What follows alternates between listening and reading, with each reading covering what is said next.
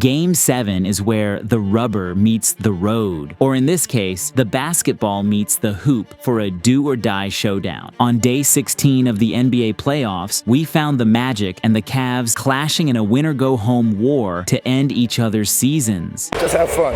Be you. No more, no less.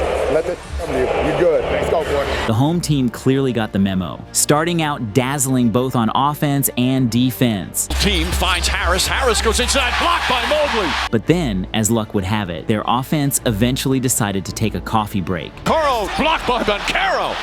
Again, you're watching two excellent defensive teams that really get after it. And Orlando seized the moment, unleashing a scorching 13-0 run to flip a 3-point deficit into a comfy 10-point cushion. 4 or 5 threes and provide that lift and spark. And right now, Banchero's just doing it himself. The Cavs, seemingly allergic to passing, were relying on iso ball.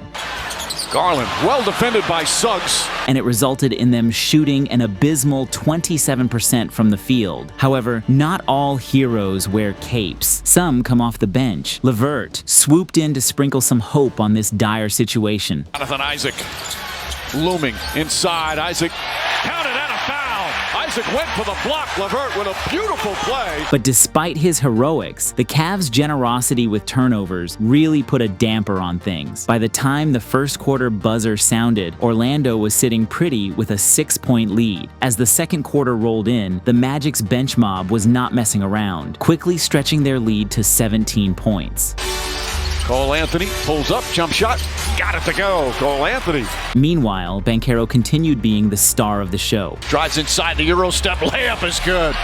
A methodical, beautiful move from Banchero. And with their defense holding firm, things were looking good for Orlando. However, thanks to Donovan Mitchell, the Cavs slowly started to get it going, finally hitting a three-pointer after an agonizing 0-for-9 drought from downtown. 3 in 9 attempts.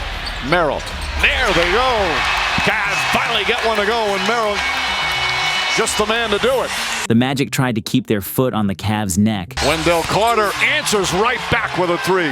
But Cleveland wasn't down for the count. Fueled by a buffet of 6 turnovers from Orlando, they chomped into a ferocious 12-2 run, pulsing their way back to life. Mitchell gets it back. Mitchell drives inside. Bank shot is good. Hard drive from Mitchell. Mike, that's ridiculous. And Sam Merrill was right at the heart of the resurgence. Punch it in!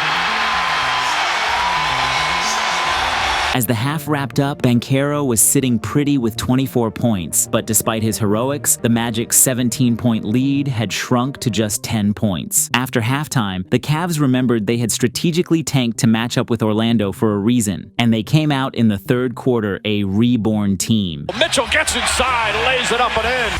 Mobley looking, shot clock at 7. Max Strus was in foul trouble in the first half, starts the second half with his first points of the game.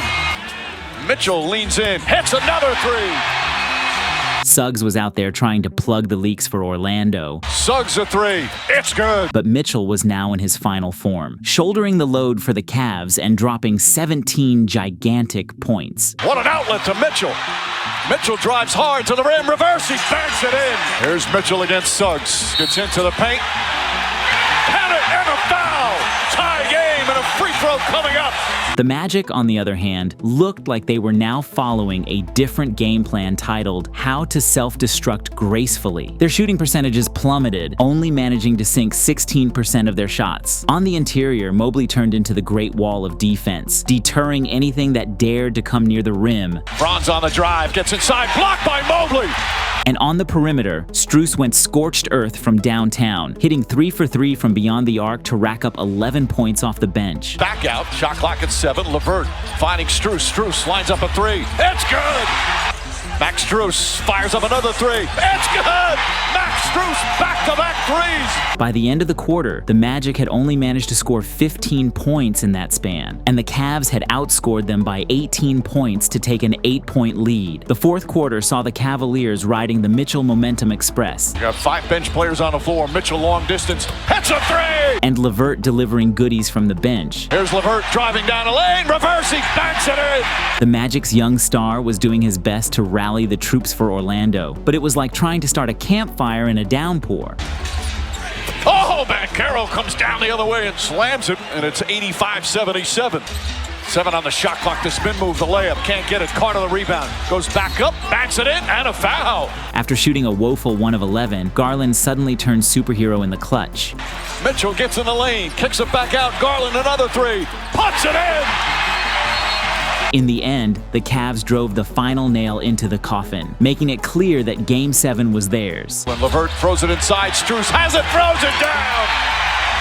Mitchell drives, goes inside, layup, bank shot, won't go. Mobley the rebound on the flush. The Magic had had a heck of a season, but it was now time to pull the curtains on their amazing season. As for the victorious Cavs, even though the fans were buzzing with excitement for the upcoming clash with the Celtics, the crowd is chanting, "We want the Celtics," and Donovan Mitchell's telling them, no, not yet, not yet.